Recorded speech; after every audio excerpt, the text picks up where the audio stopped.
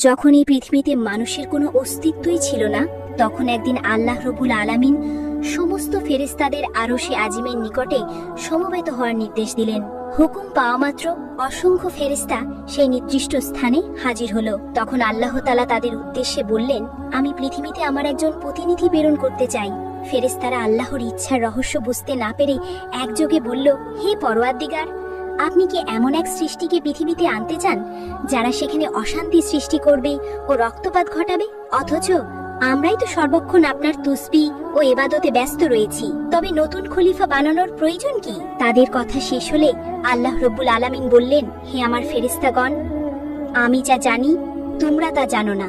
মানুষ কেমন হবে, কে আমার আনুগত্য করবে আর কে অবাধ্য হবে, সে বিষয়ে আমি তোমাদের চেয়ে অধিক অবগত। তবে জেনে রাখো, আমি তোমাদের মতামত চাইনি, শুধু জানিয়ে রাখলাম মাত্র।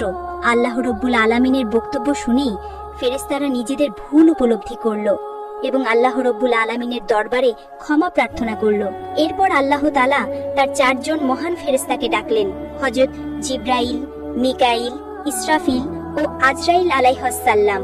আল্লাহ রব্বুল আলামিনের হুকুম পাওয়া মাত্র তারা নির্দিষ্ট স্থানে এসে উপস্থিত হলেন। আল্লাহ প্রথমে হযরত জিবরাইল আলাইহিসসালামকে আদেশ দিলেন, হে জিবরাইল, তুমি পৃথিবীতে যাও এবং সেখান থেকে এক মুঠো মাটি নিয়ে এসো, যে মাটি দিয়ে আমি আমার খলিফাকে সৃষ্টি করব। হযরত জিবরাইল আলাইহিসসালাম পৃথিবীতে এসে জমিন থেকে মাটি নিতে উদ্যত হলে মাটি আর্তনাদ করে বলল, হে জিবরাইল, তুমি আমাকে কোথায় নিয়ে যাচ্ছ? তিনি বললেন, আমি তোমাকে আল্লাহর কাছে নিয়ে যাচ্ছি।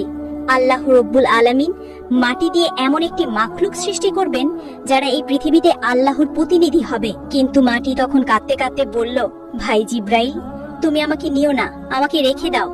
কারণ আমাকে দিয়ে আল্লাহ তাআলা যাদের সৃষ্টি করবেন তারা আল্লাহ তাআলার নাফরমানিতে লিপ্ত হবে, যার কারণে আল্লাহ রব্বুল আলামিন তাদেরকে শাস্তি ভোগ করাবেন। অথচ আমি যদি তাদের শরীরে থাকি তাহলে সে আযাব আমাকেই ভোগ করতে হবে। অথচ আল্লাহ রব্বুল আলামিনের আযাব ভোগ করার মতো শক্তি এবং সাহস কোনোটাই আমার মধ্যে নেই।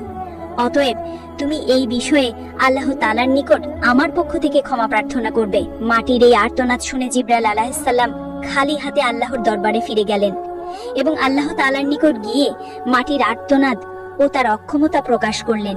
এরপর আল্লাহ তাআলা হযরত মিকাইল আলাইহিসসালামকে পৃথিবীতে প্রেরণ করলেন এবং বললেন, হে মিকাইল, তুমি আমার প্রতিনিধি তৈরি করার জন্য যে মাটির প্রয়োজন, পৃথিবী থেকে সেই মাটি তুলে নিয়ে এসো। হযরত মিকাইল আলাইহিসসালাম পৃথিবীতে আসার পর মাটির আর্তনাদ ও কাকুতি মিনতির কারণে তিনিও খালি হাতে আল্লাহ তাআলার দরবারে ফিরে আসেন।